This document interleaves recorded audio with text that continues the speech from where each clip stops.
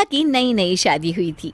उसका मायका और ससुराल दोनों कानपुर में ही थे, इसलिए उससे मिलने उसके भाई अक्सर आते जाते रहते थे। ये बात शिखा की सास मीना को बिल्कुल पसंद नहीं थी। मम्मी जी, आज राहुल भैया आ रहे हैं। कौन, तेरे चाचा का लड़का? जी मम्मी जी। अरे पर वो तो दिल्ली में रहता है ना। हाँ मम्मी जी, उन्हें कल सुबह दिल्ली के लिए निकलना है, तो वो आज मुझसे मिलते हुए कल सुबह यहीं से निकल जाएंगे। हमने तो धर्मशाला खोल रखी है ना। कुछ कहा क्या मम्मी जी? मैंने कहा हाँ हाँ, आने दे तेरे भैया को, जमकर खातिरदारी करेंगे। अब तो कुछ करना ही पड़ेगा, इससे पहले कि मेरा घर धर्मशाला बन जाए। ये कैसी बातें कर रही हो मीना? सच ही तो कह रही हूँ। अभी इसकी शादी को साल भर भी नहीं हुआ और आए दिन इसके घर वाले आ धमकते हैं। अरे तो क्या हुआ, वो इसी शहर में रहते हैं तो हाल चाल लेने आ जाते हैं। इस बार मैं उनका हाल और चाल दोनों ही बिगाड़ दूंगी। अब बहुत हो गया जी। अरे ये कैसी बातें कर रही हो, हे भगवान, बस आप तो देखते जाइए। शाम को राहुल आता है। नमस्ते आंटी, कैसे हैं आप लोग? हम लोग तो ठीक है, तुम कैसे हो बेटा? मैं भी अच्छा ही हूँ आंटी। बस आज रात के बाद नहीं रहोगे। चलिए भैया, मैं आपको हमारा घर दिखाती हूँ। रात में खाने के टेबल पर शिखा, रोहित कहीं दिखाई नहीं दे रहा। जी भैया, वो ऑफिस के काम से बाहर गए हैं, कल शाम तक आएंगे। अच्छा अच्छा। बेटा, क्या तुम भूत प्रेत में मानते हो? नहीं नहीं आंटी जी, पर अचानक आपको ये ख्याल कहाँ से आ गया?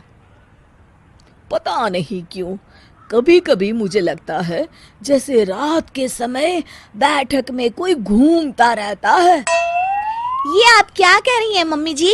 हाँ, तुम लोग घबरा ना जाओ, इसलिए मैंने आज तक इस बारे में कुछ नहीं कहा। ये आपका वहम होगा आंटी जी, ऐसा कुछ नहीं होता। हो सकता है। चलो अब मेरा सोने का टाइम हो गया है तो चलती हूँ मैं। शिखा बेटा, राहुल के सोने की व्यवस्था वहीं दीवान पर कर देना। जी पापा जी। अब चलिए भी। अच्छा, तो बैठक में सोने वाले हैं साहबजादे। क्या बड़बड़ा रही हो? कुछ नहीं, आप सो जाइए। मीना और महेश के सोने के बाद शिखा और राहुल आपस में बात कर रहे होते हैं, तभी डोरबेल बजती है। अरे आप! सरप्राइज! काम जल्दी खत्म हो गया तो मैं आज ही चला आया। ये तो बहुत अच्छा किया। देखिए राहुल भैया भी आए हुए हैं, आप दोनों का मिलना भी हो जाएगा। कैसे हो रोहित? मैं तो ठीक हूँ भैया। शिखा, मैं भी आज यहीं सो जाता हूँ, राहुल भैया से बातचीत भी हो जाएगी। अच्छा अच्छा, ठीक है। मीना आधी रात को उठती है, कंबल मुंह से पैर तक ओढ़ के डंडा लेके बैठक में आती है और देखती है दीवान पर चादर ओढ़े कोई लेटा हुआ है। देखो तो कैसे मजे से सो रहा है बहन के ससुराल में। मीना ताबड़तोड़ 4-5 डंडे मार देती है।